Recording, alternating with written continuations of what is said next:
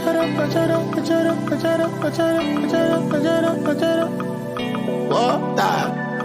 is so many things I want to talk about. See, as my people just they suffer now. My country bad and my country harder now. Nowhere to go and there's nowhere to run. But I no go mind, I go put my grind on my mind. I no go fear, I go try make I dey my lane. No. Cause my brother say water no get enemy. So I no one get the enemy. And I go flow like the river. Yeah. It doesn't matter what you're feeling. It doesn't matter what my brother see. Positive vibration. This is Major. And I'm Cody Speaks. Peace and blessings. This is Njemile. Peace. I'm rolling.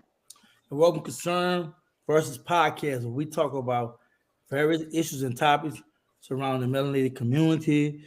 We have people from the States, three of us from the States, one from the UK. So we just don't talk about the States. We talk about what's going on in the States, the diaspora, and the motherland. But today we have a very, very concerning topic. I think that's needed. It needs to be pushed in every melanated home in our community. And that's financial literacy for the Black community. This is something that hit home with me because I know so many people that struggle with managing their money and making the right decisions, right?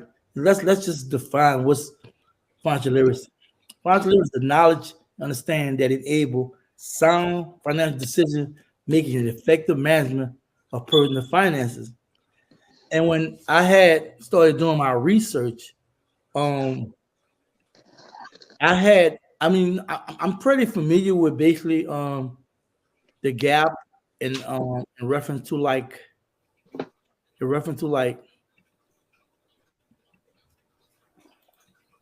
the financial gap in our community in reference to us versus whites and other groups, right?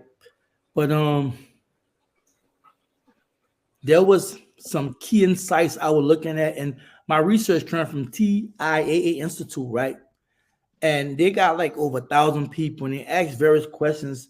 And some of the key insights was, on average, African Americans answered 38% of the PFIN index correctly.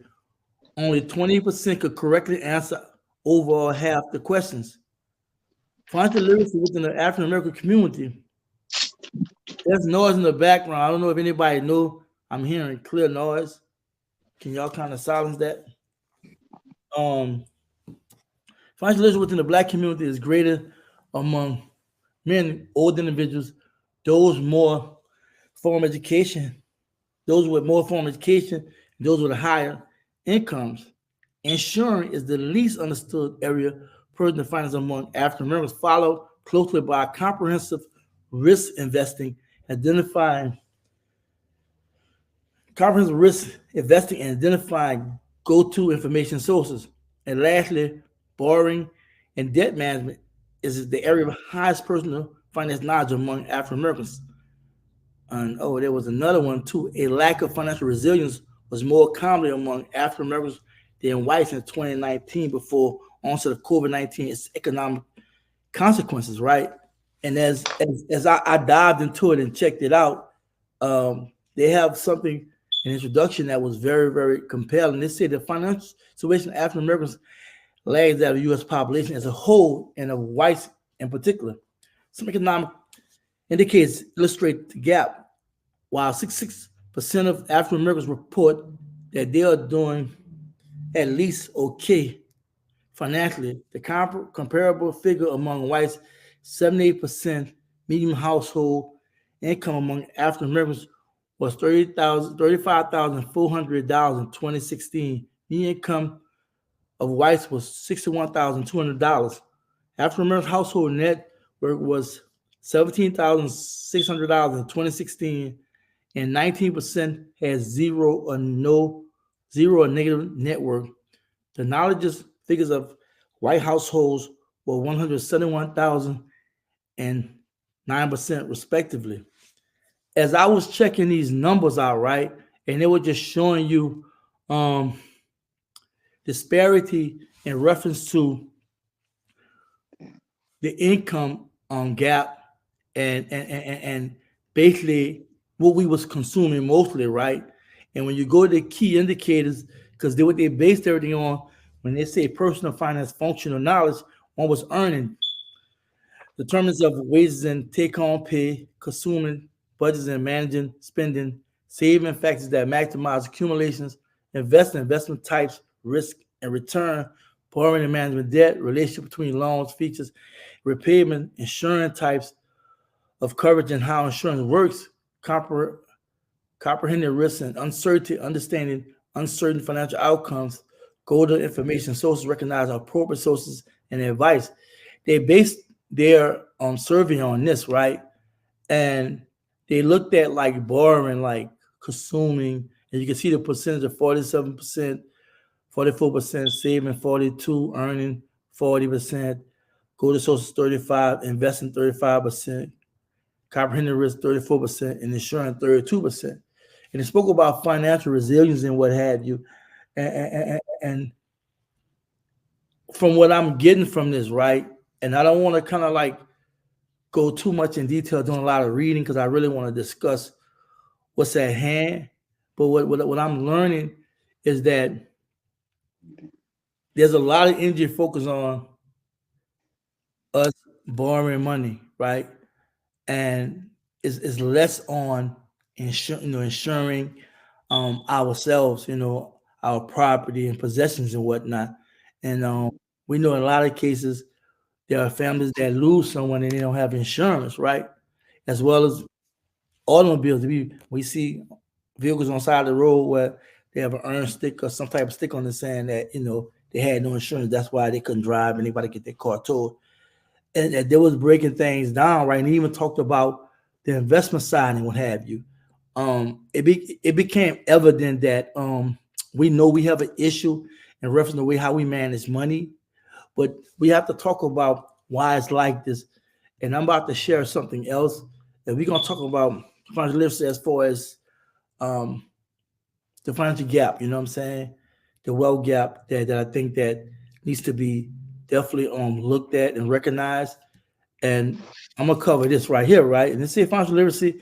Financial literacy. I'm trying to see the Black community, but it says the racial wealth gap. They say that. Let me see. Hold on, because I'm all right here. How the racial gap. How the racial wealth gap formed. The racial wealth gap that exists today can trace its origin all the way back to the end of the Civil War when slavery came to an end. While millions of African Americans had secured freedom, barriers secured that they could not secure wealth alone with it sprung up almost immediately. According to NPR, a strategy that had been formed by 1865 to help transfer much of the South much of the South's wealth to newly freed slaves, Union General William T. Sherman devised a plan to redistribute around 400,000 acres of Southern land to African Americans. Since the land ownership was the primary form of wealth at the time, this action would have given millions of African Americans a chance to become immediate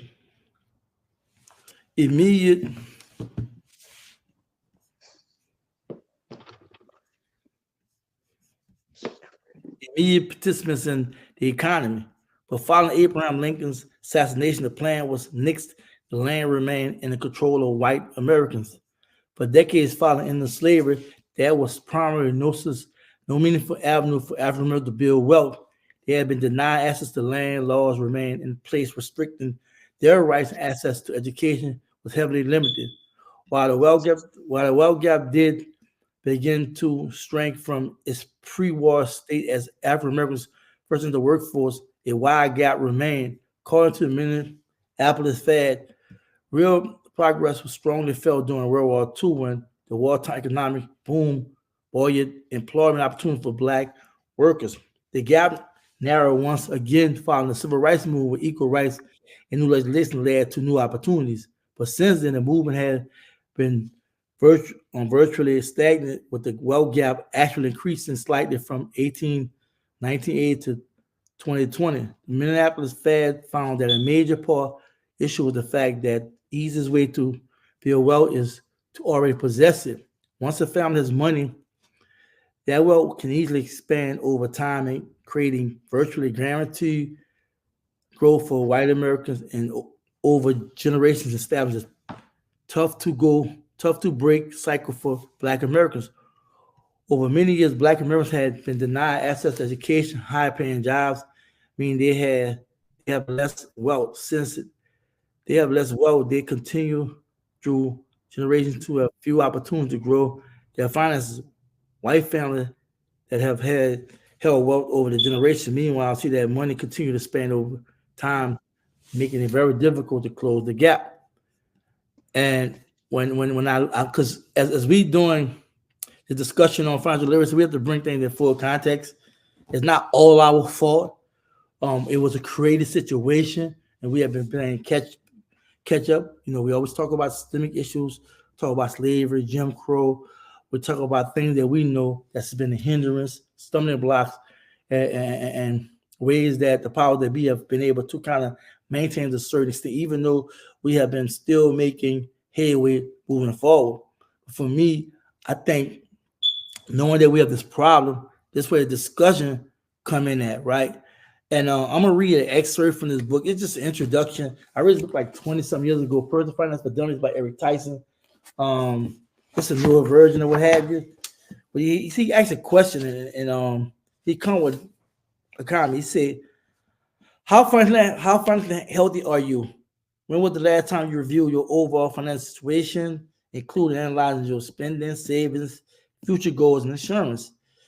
If you're like most people, either you're never done exercise, or you did so too long ago. And the reason why I'm gonna close with basically speaking about that, because there is a big issue regarding what I'm gonna say a problem in reference to how we manage our money right now. And as I close with talking about the bullet points that I shared with y'all before this actual podcast, budget planning, like recording your monthly income, all income, recording your expenses, bills, food, rent, etc.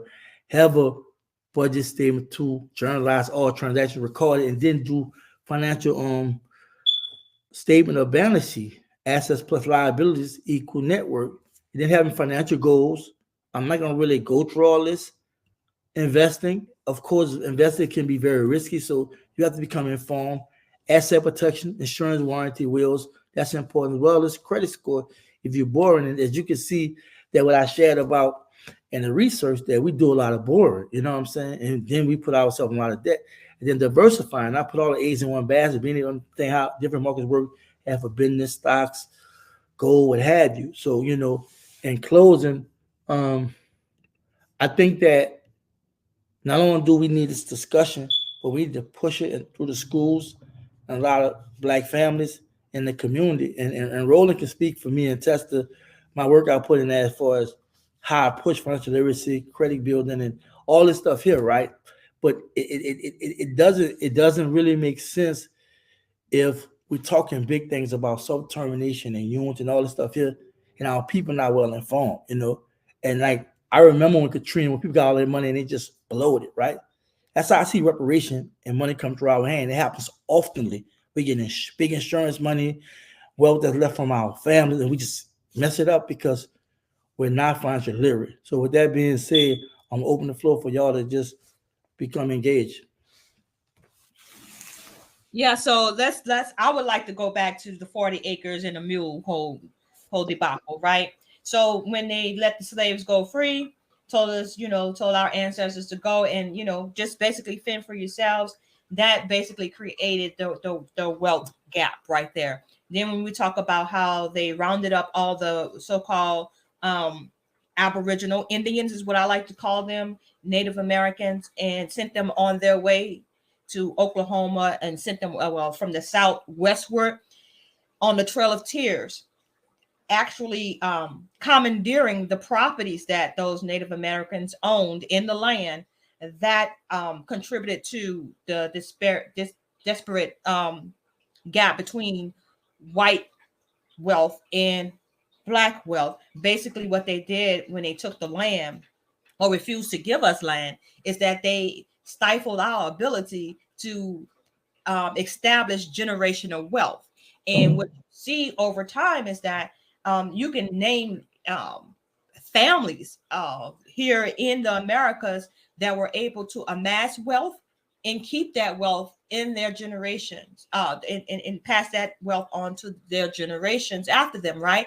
People such as Carnegie, people such as the Rockefellers, people such as Rothschild and Mitchells, Morgans. Those are all those individuals that reap the benefits of slavery and also reap the benefits of Jim Crow laws, right? And they were able to amass all this wealth. Meanwhile, African Americans were put in a position where they had to strive for everything that they had, that they amassed. And like goes to what Major just said about not having the educational tools to know how to keep that wealth, right? And not knowing the value of keeping that wealth. I look at a lot of times, sometimes I watch people who win the lottery per se, they win millions, right? And if they don't know how to budget that money in 5 or 6 years, they're not even millionaires anymore. They're back, maybe, renting a house because they can't afford to pay the taxes on that $1 million house that they bought. They don't consider that, hey, even if I pay cash for this house, I still have to maintain the property taxes year after year after year. And property taxes are based on the amount of house, the value of the house. So, I mean, you got $1 million house, chances are your tax bill every year is going to be like 12, 13, 15, maybe $20,000. I don't know. I never owned a house like that, but I'm just saying. And so all of those factors goes into why African Americans are now, at the bottom and still not in the position to pass on generational wealth due to all of those things, all those events that I named. 40 acres and a mule is like sky in the pie, pie in the sky for us right now. I don't even think 40 acres and a mule would justify the amount of harm that was done to the African American community, so-called Black community, from time of slavery and then Jim Crow and then discrimination even under the Civil Rights Movement. So with that being said, it's an unfortunate thing, but yes, Major, education is very, very important in order for us to even, if we get reparations, if we don't have that financial literacy, it's going to be like most people say, don't give them no money because they ain't going to do nothing but blow it anyways. I say, give me the money. I'll show you what I could do with it. But at the same time, there are some of us who are financially illiterate and probably will blow it, but that's on them.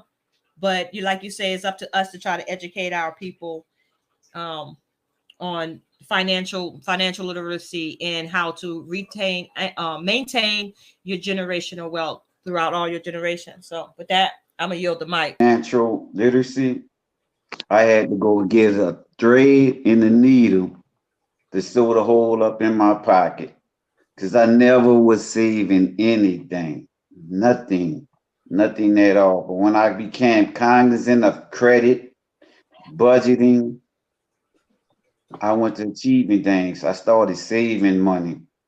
Every time I come in contact with a brother or sister, we go to talking financial literacy, and they be like, what is that? No, we don't have no knowledge of this because we wasn't taught this in schools. We wasn't taught this by our parents because they just did the things their parents did, leaving us in a deplorable situation right now. And when we go to borrowing things from the creditors, by us having a low credit score, they come charging us with these outrageous interest rates, leaving us at their mercy. Sometimes people take on so much debt, they die, leaving the debt on their families. So financial literacy is really necessary to prosper in this world. let me say this, as our people was excelling after slavery, one thing we messed up was integration. Why would you integrate with somebody that hated us? That's When right. you came, when integration came in, all our businesses started closing. All our schools, you gave more control to those that wanted to see us at the bottom when they saw us clamming. This this right here is what we're dealing with today.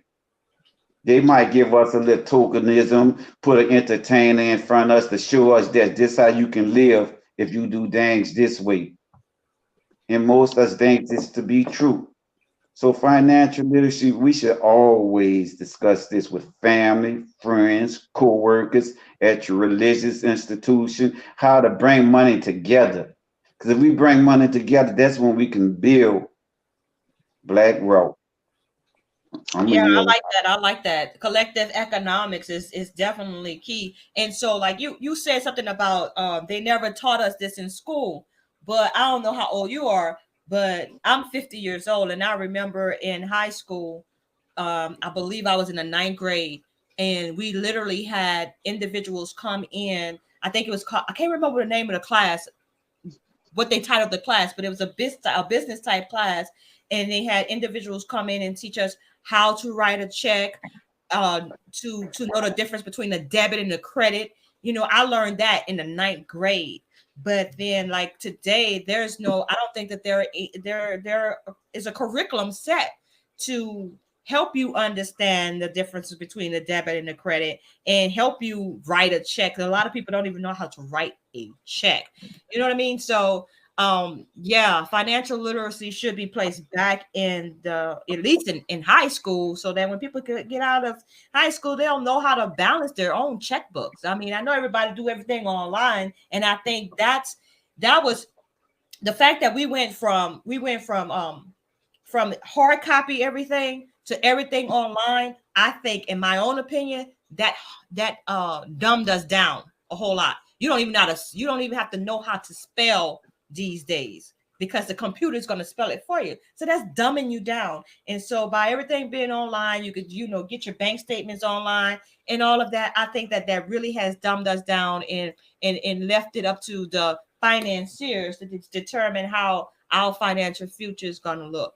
And I think that's very, very detrimental to our progress, even if we get the reparations. If we don't fix this financial literacy, financial illiteracy, we're going to be in big trouble as a nation of people. I yield the mic. Okay, I'm going to go back to the wealth gap. And I have to say, being born in this country, but my mother coming from the Caribbean, I have to start back there.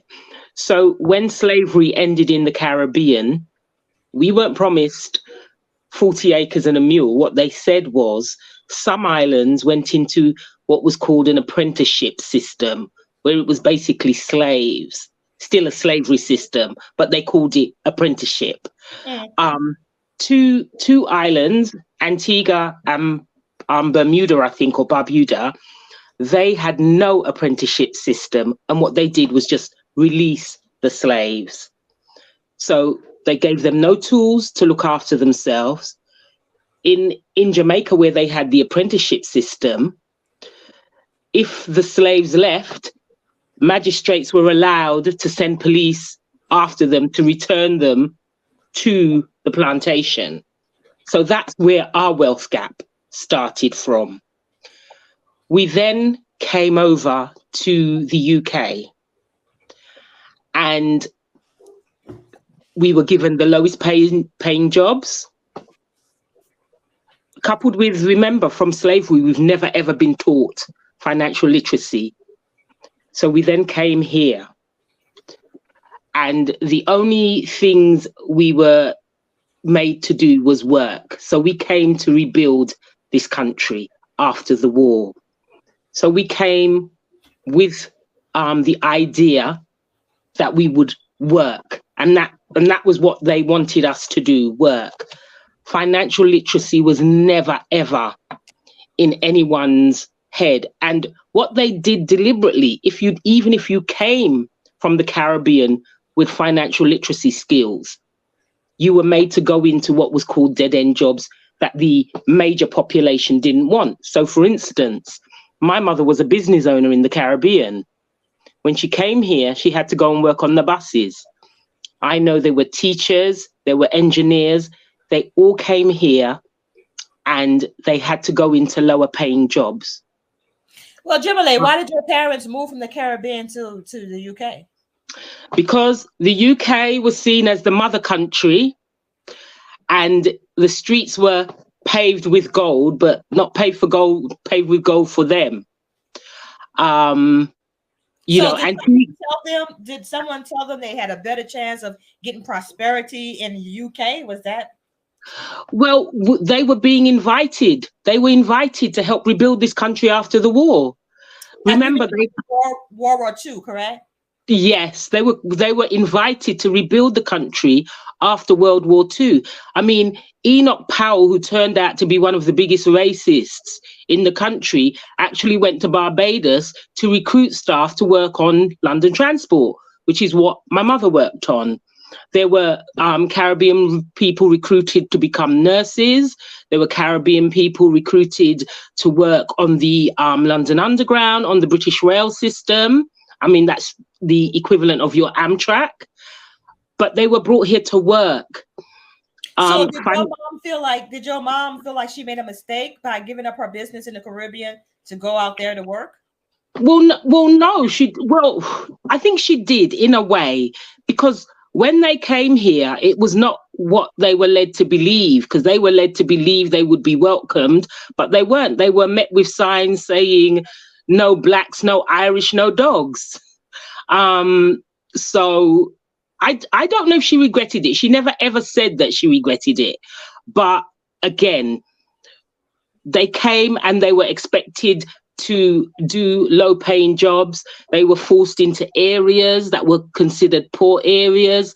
They were forced into poor housing. I mean, the color bar just operated blatantly in those days. Excuse me, let me cut you off. It reminded me of the Great Migration after World War I. Blacks in the South migrated to all the major metropolitan cities in the country, you know what I'm saying, up north, and it was met with the same thing, like a false hope and security and what have you. And, you know, my mother came here. She was a British citizen, because Antigua, where she's from, was a colony of Britain, and most of the Caribbean people that came to this country came as British citizens. They had British passports. But as I said, and I'm laying this history to explain why there is a wealth gap that still persists to this day.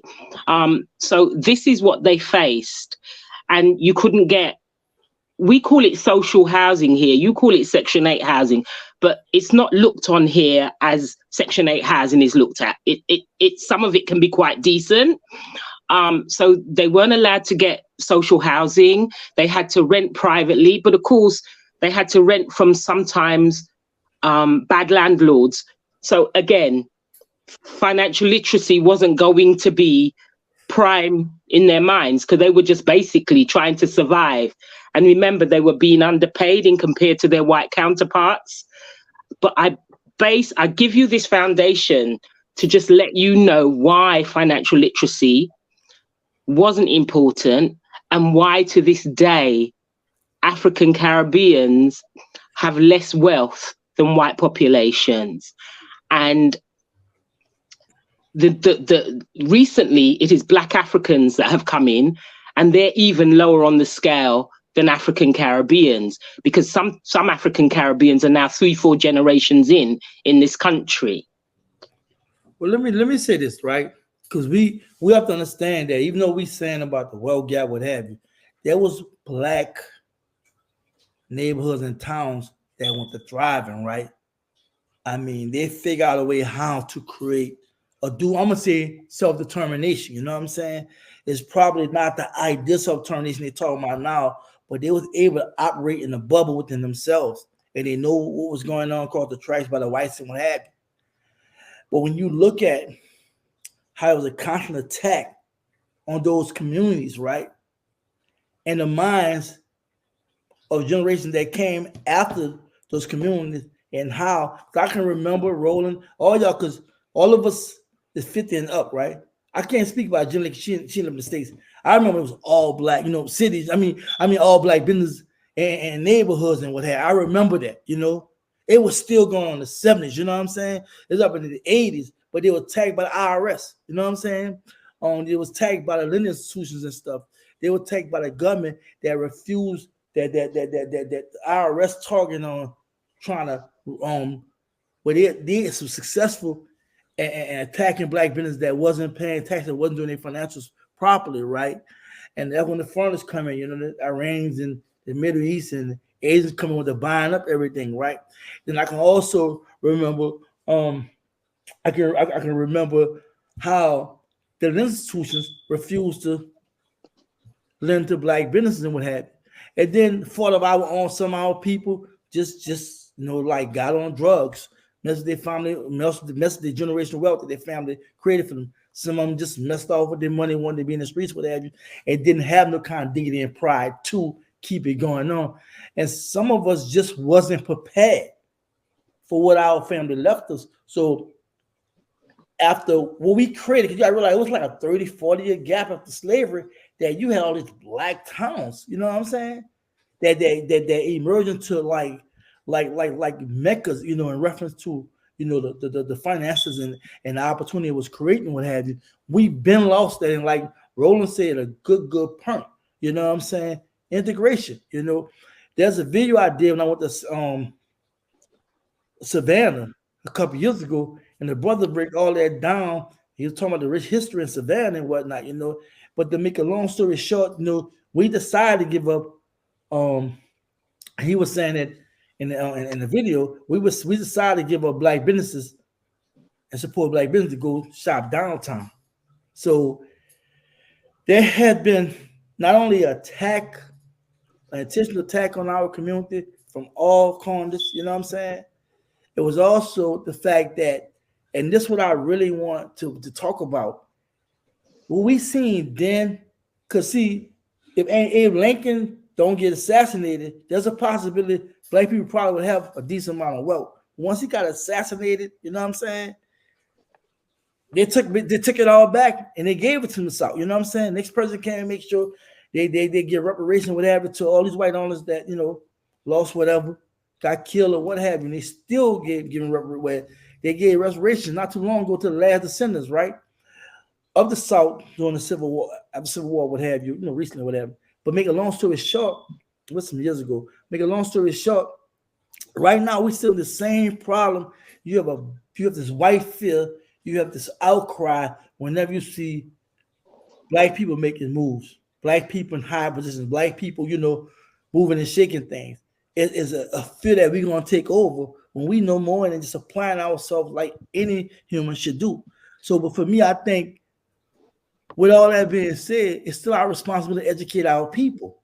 Because too many times we want so much, we got so many problems, but we don't know how to prioritize it. We don't understand what's important versus what's not so important. Something that we can put off to make sure we get this, But my thing is, and my biggest fear is, are we ready for a lot of things we're asking for? Because a lot of us are not aware. A lot of us haven't been exposed. There are many families, black families, that not talking about this. There's many schools. Yeah, I mean, I know how to write a check, but that's 101. That's basic. You know what I'm saying?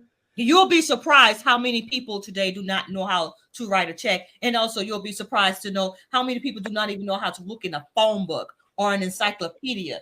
So yeah, I mean, that's not the point. My point is that's still not financial literacy. I just know how to write a check. You know what I'm saying? That's very minute.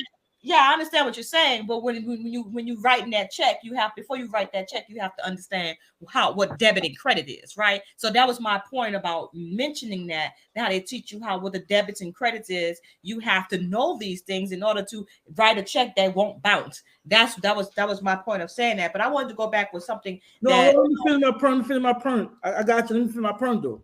But I mentioned that for a reason. You know what I'm saying?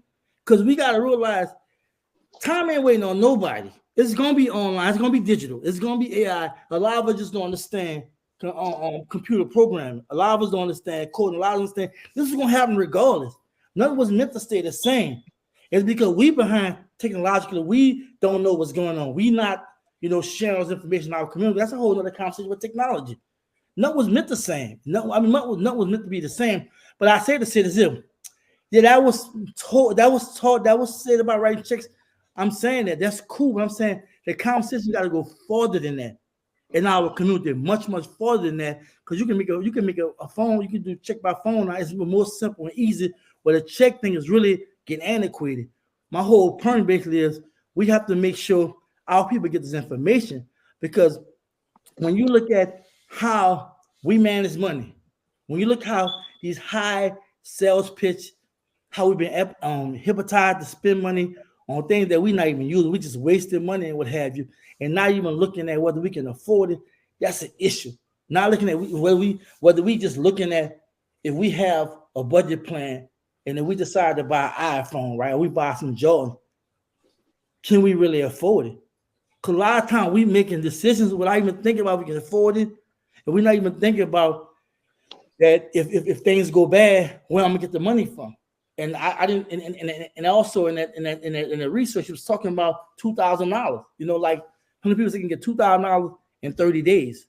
And these are real things in reference to be able to be in a position where if you need a certain amount of money, you can be able to get it. But I'm going to. Can I jump in? Sorry, coach. Let Cody come and she has something to say. That would be great if we had individuals that would stay committed to hosting financial literacy classes and not give up because no one's attending, but just do the classes and record the classes and put them out there and distribute them. Because even if you gain one person, if one person look at it and gain knowledge, you're making headway. So we got to stay committed. We could talk this game, what our people need to do, but if we're not actually being committed to putting the information out there, then we're just talking hot air. I agree. Okay. That's why I want to talk about it and what have you, but I agree. Okay. Right. I want to come in because I want to go back to some stuff you said, Major. You talked about having black businesses and black wealth. So here in the UK, we couldn't have black businesses because the banks wouldn't loan to us. All these things that build wealth, we couldn't get, especially when our parents first came here. So we couldn't open businesses because the banks wouldn't loan to us. Initially, we couldn't even buy houses because, again, the banks wouldn't loan to us. And how black people got their homes in this country is by what Jamaicans call pardner, what we in Antigua call box money, or others call susu. That's how we did it. We had to do our own internal banking system. So how does that work exactly? At work. How does that? She's talking about what the system they got. It's on YouTube and stuff. I know what you're talking about, but it's a system, Akoti, where a group of people get together and put money each week, and then when there's a bank, there's an amount. One person gets what's called a hand. It's called a hand, and then the others pay in, and then another person gets a hand. And then they pay in, and another person still gets a hand. Yeah, I think I've heard of that before. And you got to takes some people to be committed to that too, because like you say, you have to put in so much every month, and then you have to trust the system to make sure that everybody get a fair hand, right? So right. That really takes some commitment. It's on YouTube. A lady was talking about it. She had started a movement with that like a few years ago. I seen. Well, thanks for explaining to me what that is. Thank you. That's all right, no problem. But that is how black people in this country got their houses. And then there was an authority called the Greater London Council, because up until maybe the 70s, banks still were not lending to black people. there was this authority called the Greater London Council. And you could go to the Greater London Council and you could get money. And if you speak to a lot of the elders, that's where they got that money, because they couldn't go to private banks. So they couldn't go to Barclays, even though they had accounts there. They couldn't go to Barclays or NatWest or Midland as it was, or any of the others to get money to buy a house. So they weren't able to build that generational wealth. And when they did start to buy houses, a lot of them sold them. They had houses in prime areas and they sold them. They sold them, again, not recognizing generational wealth.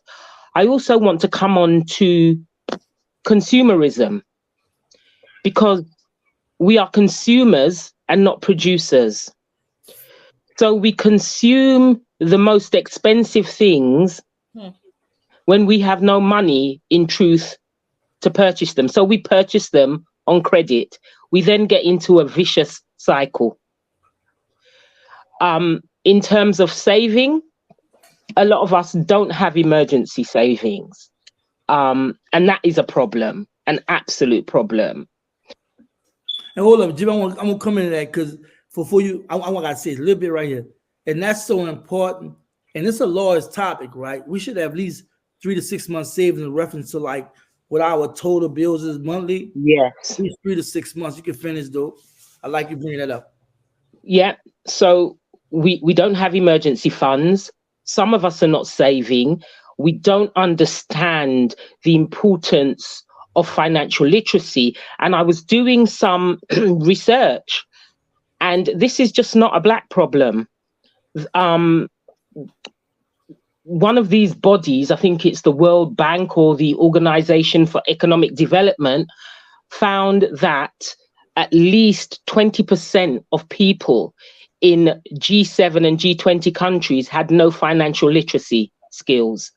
They couldn't even understand things as simple as interest, risk, diversification, inflation. They couldn't explain it when they were asked, because these, apparently when they do these studies, they have 3 questions that they ask in terms of testing people for financial literacy, and the populations couldn't answer them. And these are in high income countries.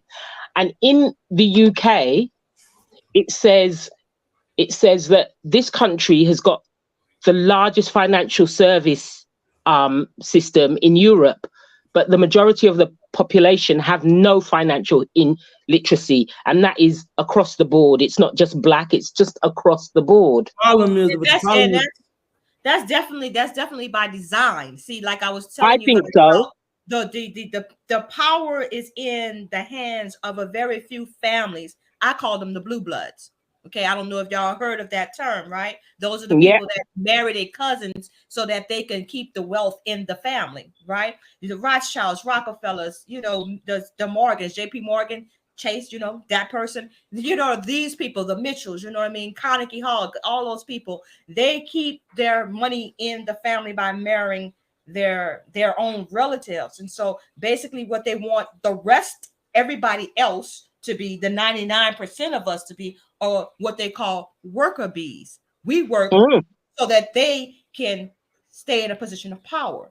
And you're absolutely right in regards to how they want to deny us an opportunity to advance, almost like they're afraid that we're going to take over, because that's exactly what's going to happen.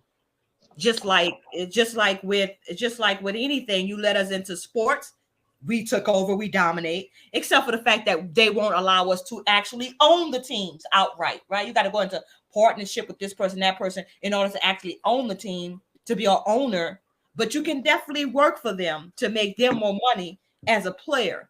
So anything we get into, we take over. So they right to be afraid, but at the same time, it's just righteous. It's a time for them to pay up and allow us to amass that wealth again. But I want to go back to something in that woman said regarding the how people gravitated to integration.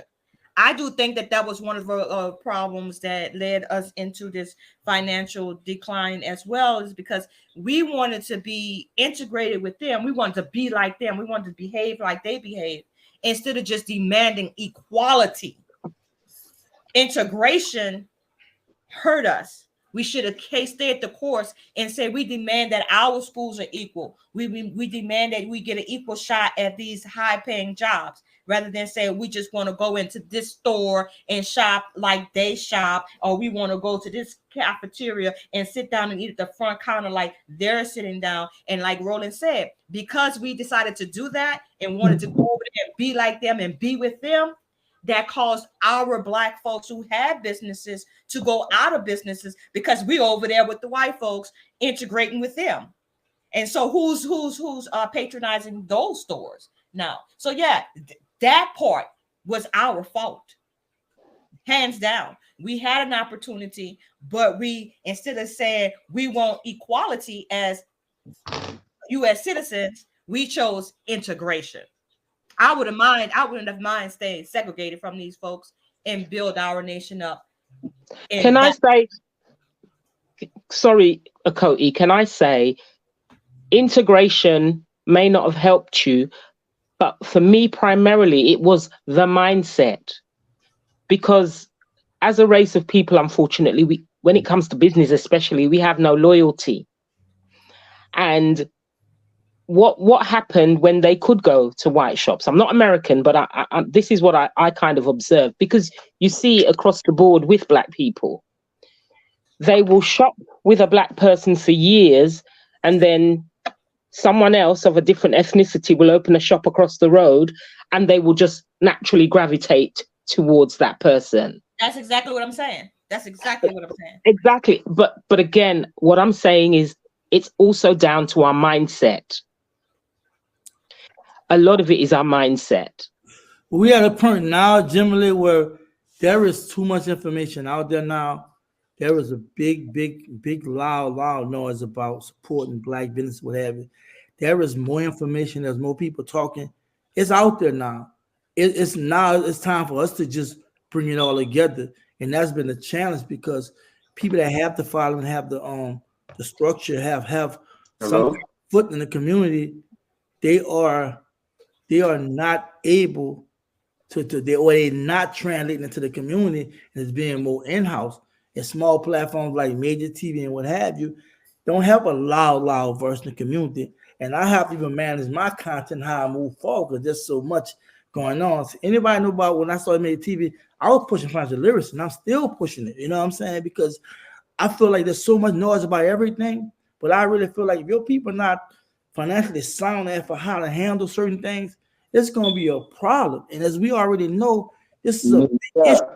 And then the funny thing about it, there's people in our community that know better and still doing what they want with their money.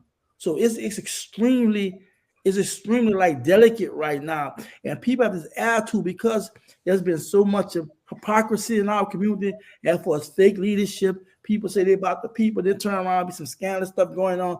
They're giving the community more excuse not to support this or support that because of the nonsense going on. So it's like you got to go through all the turbulence just to be heard, right? Just to get established and be heard and be like, hey, this was going on, this is what we need to do. But then it's the people, you know what I'm saying? They have to help you, and reference when you had said each one teach one, each one help one.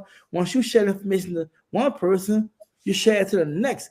And like I said, that's what I've been doing on my platform. I'm proud of my platform. I have been doing it like individually, and Truck can attest to this, how I was just sharing information about financial literacy.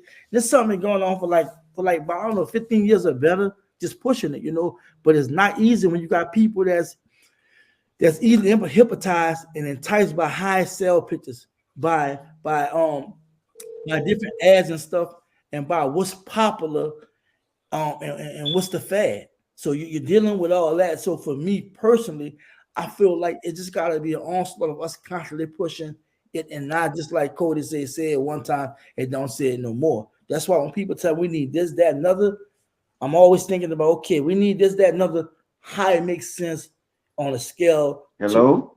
to us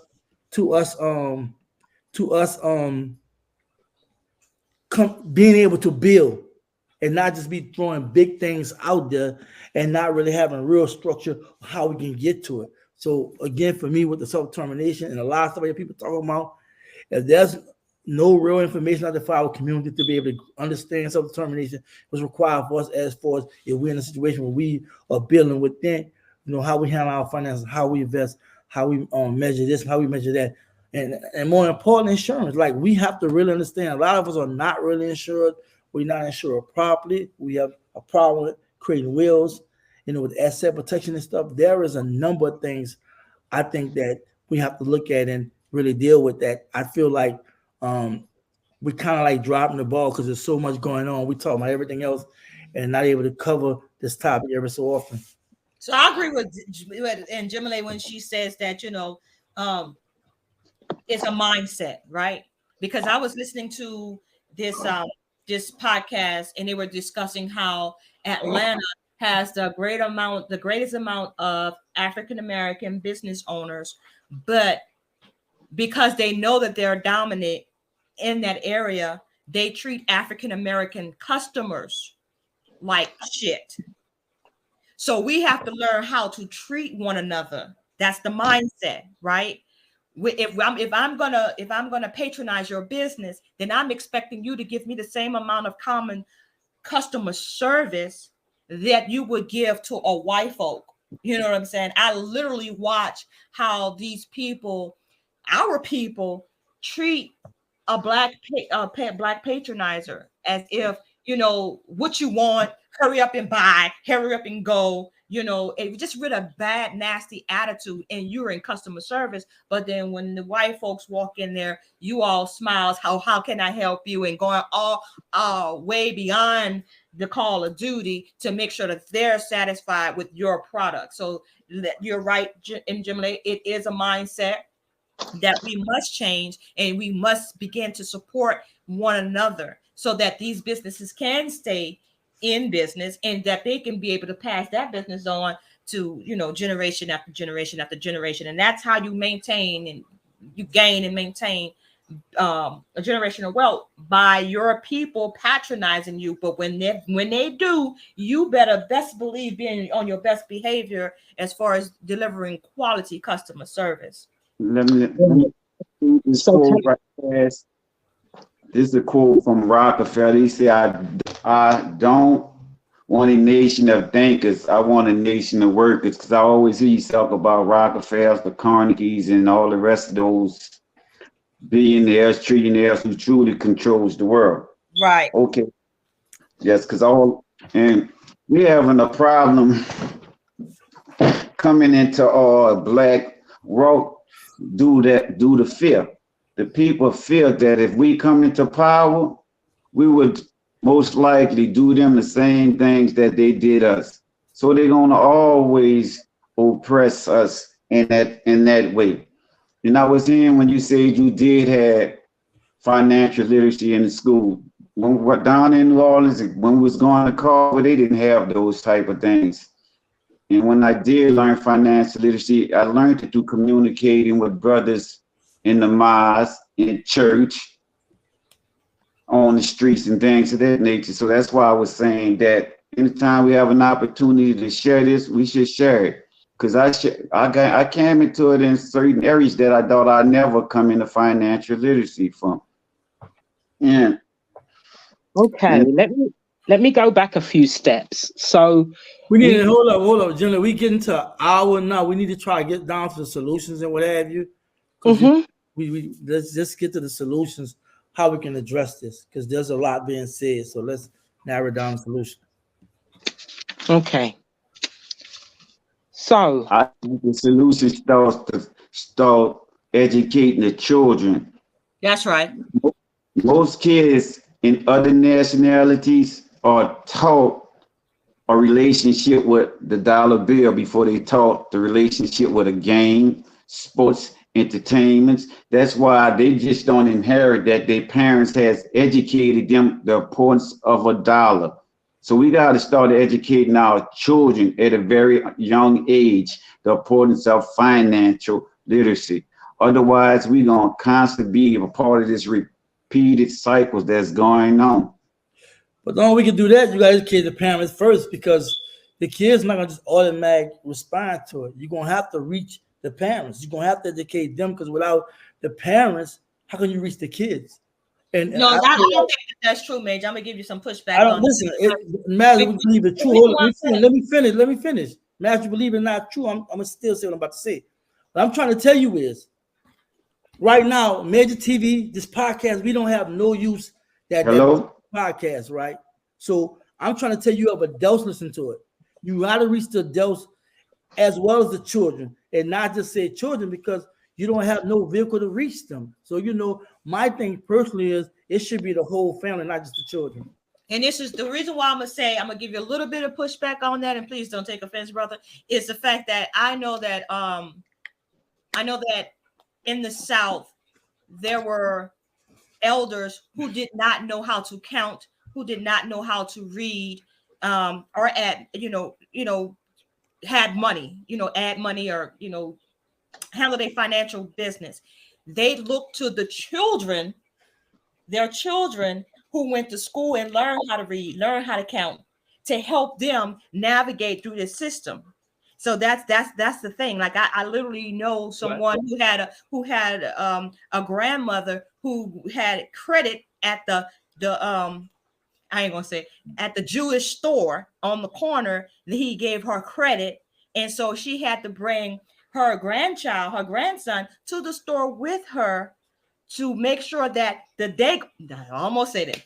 the Jewish man wasn't cheating her, because she didn't know how to count, and she signed her credit bill with an X. So I say that you can get to the children first to help the older people. Sometimes it works like that. So I'm not going to say we got to start with the parents first, because the parents obviously right now in this position, they got their minds on something else. So I say, look, bypass the parents right now and go straight to the younger generation so that they can have some type of influence on their parents, right? So we have to figure out, we're talking about solutions. We have to figure out, like Roland said, how do we come up with a plan to reach the youth, to reach Let me say this. I was talking about the whole household. I wasn't just bypass the parents. So I'm speaking from personal experience. I work with 2 youths for 2 years. Hello? I work with 2 youths. We can hear you. What's going on, Roland? I work with youths for 2 years. Now I'm speaking of personal experience, right? Something current. And guess what? I hired them. I showed them basic stuff, help with their homework and everything, right? But guess what?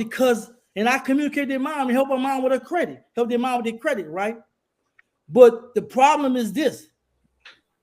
When you're teaching these kids and it's not being re-echoed by their parents, that's a problem in reference to breakdown communication. You tell the kids one thing, then they get to their parents and something else. And I had an issue with that. And I told you, and I told Roland behind the scenes about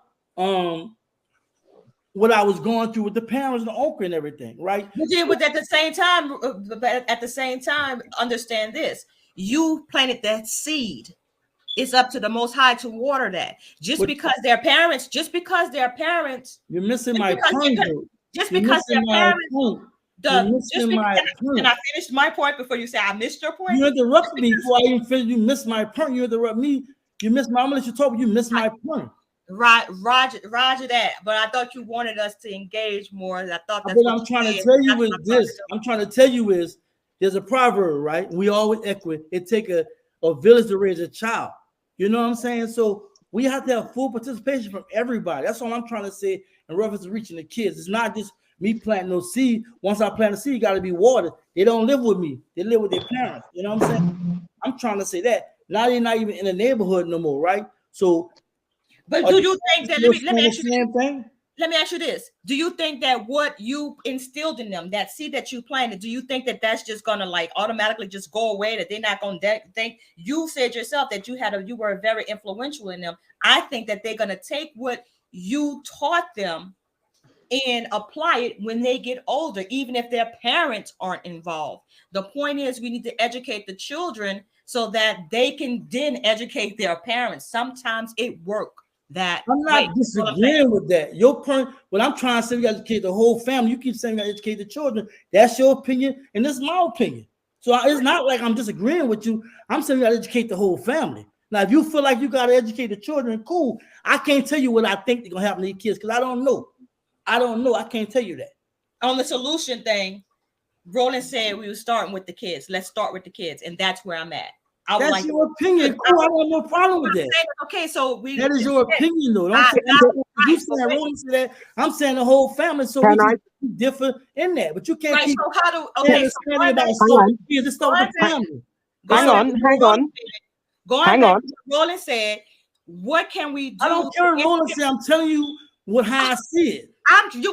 You said we were going to solutions. Roland said, let's start with the children. I'm saying, what type of programs can we come up with, or do you know already doing stuff behind the scenes on stuff like that? Wait, doing stuff like that behind the scenes. We already working. We already been on working with somebody that's working with kids, and you should know that because I did a video. Roland was there. Wait a minute. That's exactly what I'm saying. I want you to say that because I know it, Roland know it, and Jimmy know it, but the people that are listening to this podcast right now don't know that. So that's what I'm saying. We have a disagreement because I'm saying that about the family, and you said it's saying, well, it should be about the kids. I feel like we're saying the same thing. I'm just including the parents. That's all it is. Okay, so what I'm saying is, now I'm gonna say it again.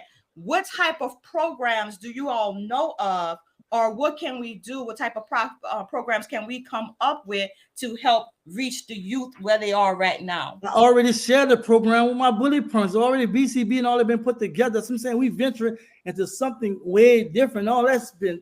You say solutions. So how can we educate the people about financial literacy? When I say solutions, let's go with the children. When I say solutions, it's just a solution. Is this? You said, we need to focus on kids. I'm saying we need to focus on kids plus the parents, the whole family. That's a solution. Then we move on to somebody else speaking and what have you, not go back and forth about whether it should be the children or the parents. And you saying what solution? We going through it now. Jim been trying to say something the whole time. We've been going back and forth. I yield my mic to Miss Njimale.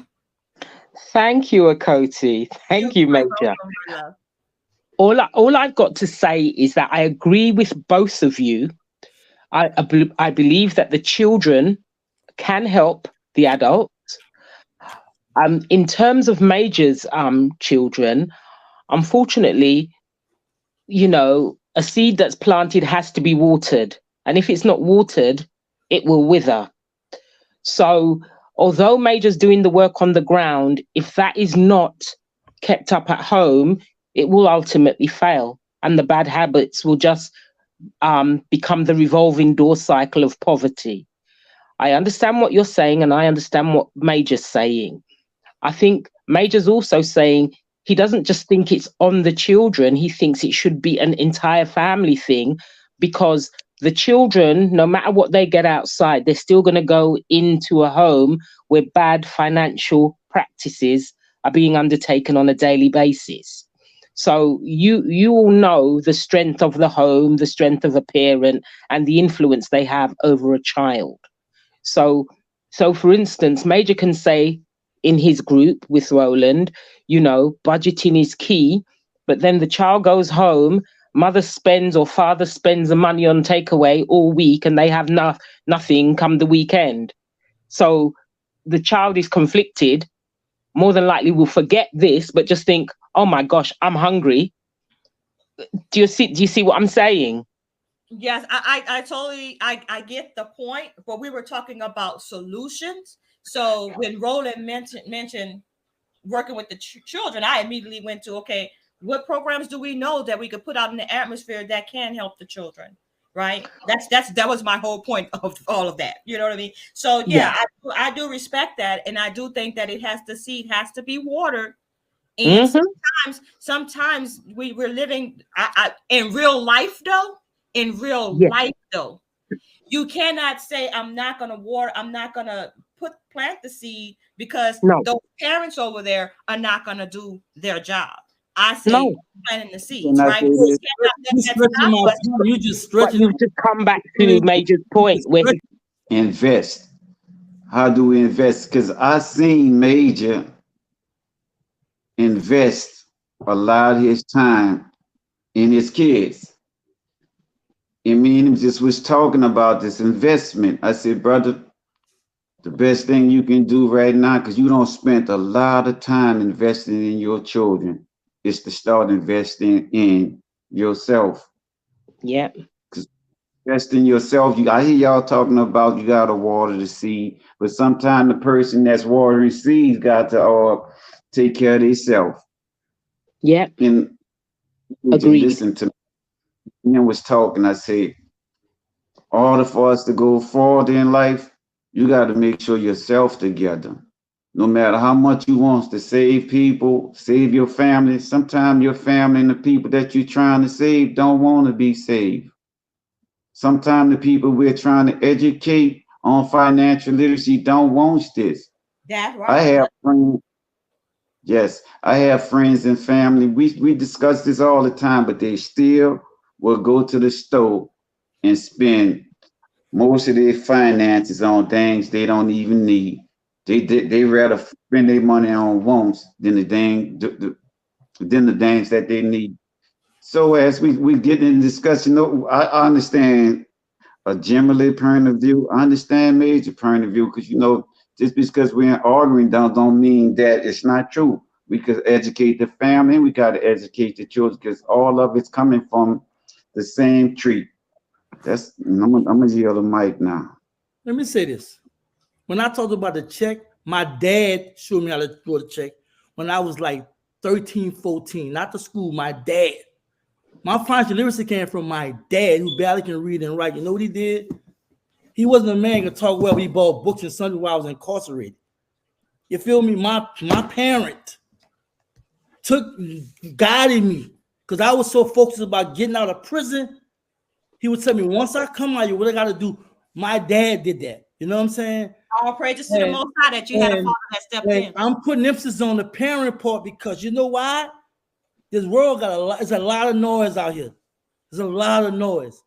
And for us to think that our precious young minds can take something I say, you say, she say, Roland say, and go in that world that's toxic, that there's a machine that's designed to destroy our young minds, that if we don't believe they're going to take a visit to raise our children, we got a big issue.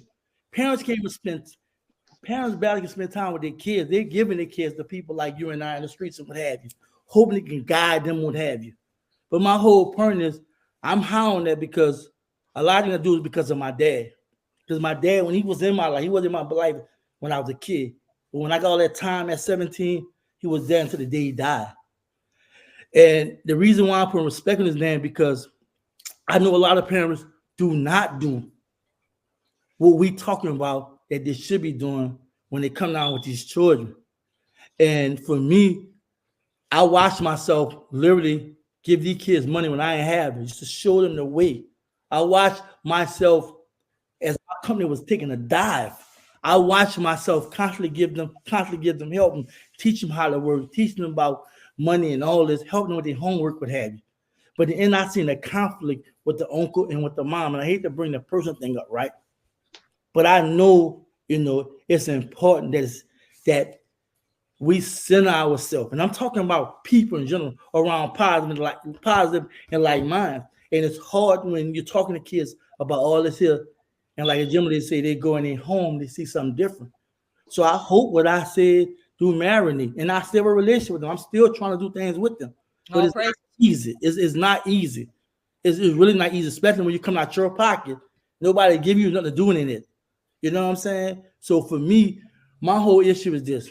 And Roland know.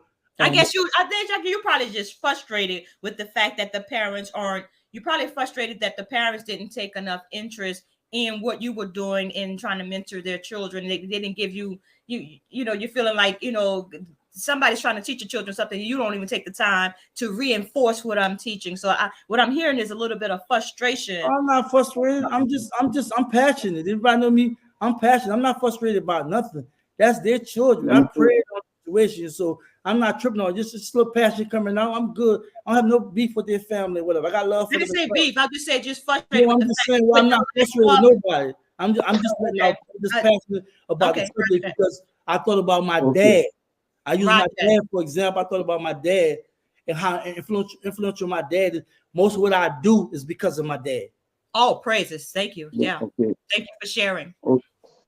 Okay.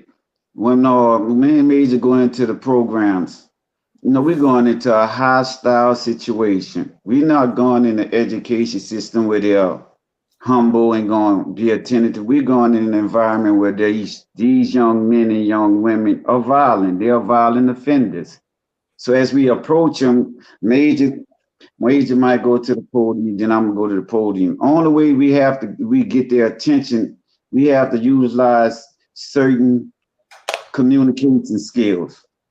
And after we talk to them, most of them come up, they give us they up there say how much they appreciate them because the youth, they want us to educate them because they just want an outlet so they can talk to us. And when they go to talking to us, that's when we can educate them on financial literacy and other things that's going on in this world that seeks to destroy them. Major, you told me the brother name. I can't think of his name, but I don't read his books because the brother said the quickest way to destroy the black man is to get him at the youth. If you can destroy them at the youth, they'll never reach their full potentials, their full capacity to overcome the situation. So let's just come together like we doing and educate one another, educate the children, educate the family, whatever it takes for us to rise above the situation. Let's just do it collectively. Individually, it can be done, but when we're together, we can get more done. I'm gonna yield the mic. I agree with that. I totally agree with that collective group economics. I think that's where we need to be. It's similar to what Njimile said that they had to do. They were forced to do. And I think that when our backs are against the wall and we're forced to do something, we come out like rock stars. So I salute Major. I pray that you didn't find that offensive or anything. I wasn't trying to be extra or anything like that. I just wanted to make it clear that, sometimes we have to focus. We have to pick one focus. And right now it seems that we need to focus on the youth and the children. And that's what I wanted to say. But yes, shouts out to you, Major, for what you did with those two children. All praises. I loved every minute of it and look forward to you reaching back out to them and getting back into their lives. Cody, you're gonna be a Cody, I'm gonna be Major. We do this. It's sister and brother, we clash, but it's no offense or what have you. Roland know me personally. Roland watch me. Y'all don't me and Roland, he know you personally. Whatever. We come 5 years old together. I don't mean I really know you. And he know how passionate I am. Roland know about the stories in prison. He know about the stories in the streets. He know about the different movements I did in reference to helping people get out of prison, teaching the credit movement. There's a lot of things I was doing behind the scenes. People don't even know that I'm still doing today. I'm kind of almost tired, but I can't stop moving forward. When I started Major TV, that was by chance. I didn't know what I was doing. And even when we talked about this podcast last year, the whole goal is just to inform the people. And the reason why I'm so passionate about this because I think about a place where I come from. You know what I'm saying? I think about how I have no dad coming up. I think about the things that wasn't taught in my family and about our history. I think about a lot of things that we talk about all the time. So when we talk about financial literacy, I'm passionate about it because I know a place I come from. And rolling though behind the scenes, it's really hard, trying to reach these kids because they are in the streets. Some are extremely violent, And the funny part, I hate to say this, the sister that we connected with, she actually had the actual kid that was convicted for dragging that white lady down the street and tore her arm off and killed her. She went through the program that we speak to. Now, we never met the little boy. He came, I think, after us or what have you. I met him. You met him? So we got to realize who we really dealing with. And we always behind the scenes talk we need to do. We close communication with them, what have you. But look, the thing of the matter is this. We got to push financial literacy. However way we think we should do it, whether it's the youth, whether it's the parents, whether it's the adults, or the entire family, but it got to be done. So I'm going to just say this in closing, because I know we've been on this platform for over an hour, what have you. I'm enjoying the bill. I'm not taking that personal, but my thing is I realize there's an issue with communication. There's an issue with disseminating information. There's an issue with us understanding what our dues and jobs are, out here. And a lot of us are really missing the boat because there's so much stuff going on. We don't know what we have to get behind, because I stopped spreading myself thin a long time ago, because you can do so much as one person or a small group. So my goal has been towards informing, especially in the sense of doing financial literacy and investing in business and stuff, like we can create jobs, where we can be able to help people get an income or inspire people to start a business. So that's where I'm at in this movement, along with just supporting what we're doing all together. Okay, I'm going to, as we're solution orientated, I'm going to say that maybe 3 things. Remember, your home is most important. 2, pay your bills. And if you have problems paying your bills, I don't know if you can do this in America, but you can reach out to the utility companies and you can create payment plans. And check your credit score. There are free apps you can sign up to that you can check your score daily to see where your credit score is at. Now, some people may not have the finances, but start saving, because you can go and spend $1 on snacks. Why not save that $1? And then that $1 that you save on snacks could grow over time, and you'd be surprised how quickly it would grow. Emergency fund is an absolute must. No job is guaranteed in this time. I mean, if nothing else, COVID showed everyone, in fact, the world, that no job is for life anymore. So work on building that emergency fund. I want to thank you all for the brilliant conversation. And I didn't have that much to say because, but I really enjoyed it, and I enjoyed the conversation and the not the argument, the back and forth with Akoti and Major. That was good, really fiery. Thank you. Anybody else want to say something in closing? Yeah, in closing, I would just like to say that, I appreciate you all coming here and being so passionate about this subject. It is very important that we get our ducks in a row, because we're going into a time whereby it's going to be a very tumultuous time here in America, and I'm sure over in the UK as well, as far as financial stability. The country itself is losing its financial standing. So as the country goes, so does the people. So my biggest thing is that if we want to get ahead, is to make sure that we don't leave our next generation of people in debt. So how do you do that? Even if you're a person that's riddled with debt right now, but you have a good paying job, or you have some type of pension check coming in, make sure that you have life insurance that's going to be able to cover your burial expenses and cover the debt that you have, plus leave some, and plus maybe if you can afford it, have some money left over that you can actually seed to your loved ones that you leave behind, so that they can maybe invest in real estate or invest in a business or just invest in their children's education. That's very, very key. If you are a homeowner, understand that your home is your asset, and chances are you have equity in that home. I advise you to use that equity wisely. Use that equity to start a business or send your children to college. Send your children to a trade school. Those are the solutions. And of course, like Jim and they say, make sure that your debt to income ratio is low, and knowing that your credit score directly affects your buying power.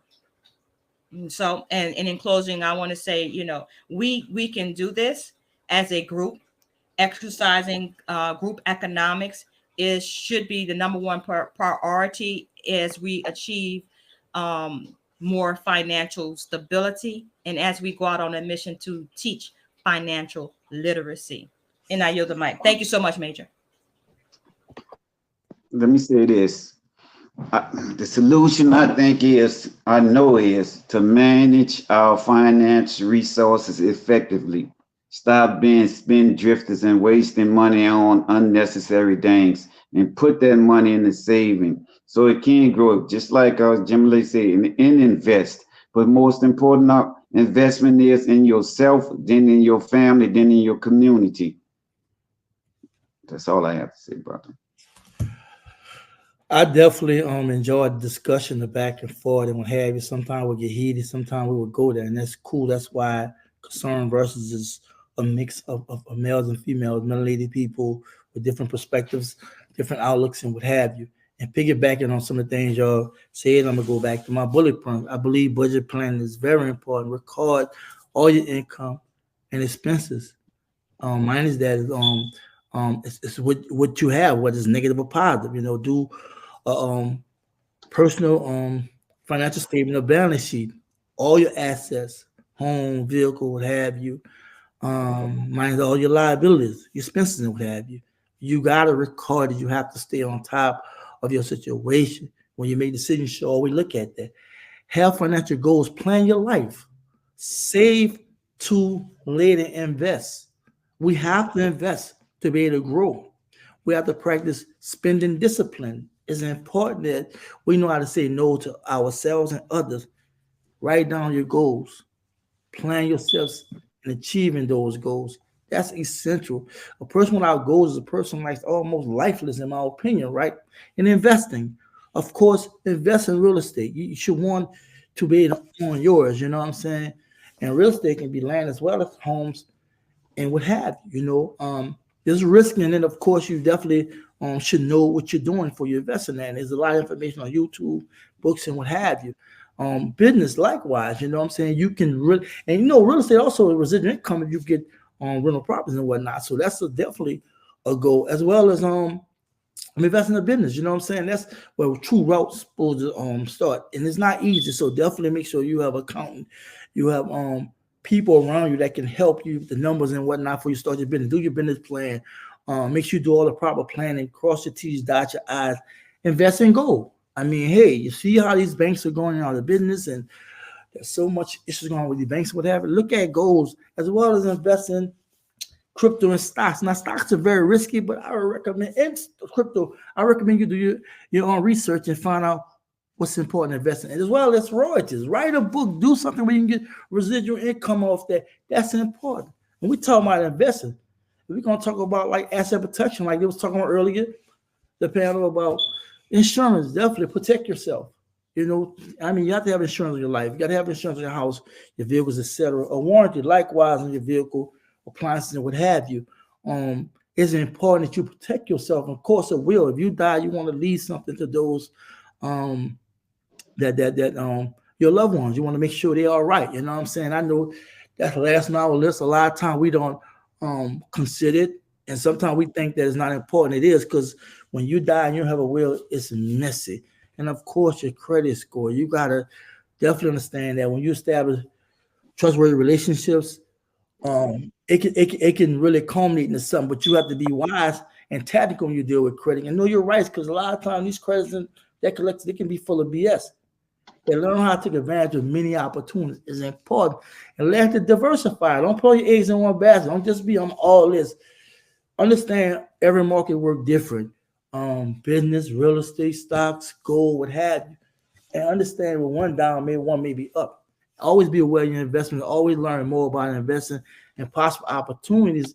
And I'm gonna just close by saying that though this was a very, very intense discussion, mainly between Cody and I, but I did enjoy the back and forth, and I enjoyed how Roland and Jimmy just kind of played it smooth and not get caught up in entanglement. But this is what happens when you're passionate, you see things a certain kind of way, and you want to be able to get the information out there. So I appreciate all of you all. For everybody viewing on YouTube, thank you so much for being patient with us this long, listening to the podcast, watching the podcast. Like, share, subscribe, hit the notification bell, because we drop content every Thursday at 7 p.m. and on Spotify if you're listening. Thank you. On support. You have any questions? Definitely leave a comment or what have you. Really appreciate your support. I want to thank everybody for everything. I hope be safe, be strong, and just be you. Peace. Peace. Peace. Life through the seasons, rain and shining. It doesn't matter, I'm still smiling. And I am sorry for the violence, but I had to break my silence. All the hate, childish, meditate, I'm flying. I had to take my time in. Out of the trenches came this diamond.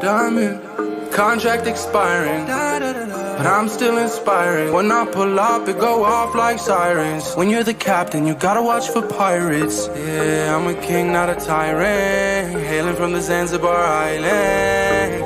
Yeah. Calling to higher powers. Special tablets set at all hours. Bless me with real ones, keep me from cowards. Clock piece ticking, but please keep me timeless. Exhale the toxins, breathe in the flowers. We going higher, saying goodbye. I guess this my time. I guess this means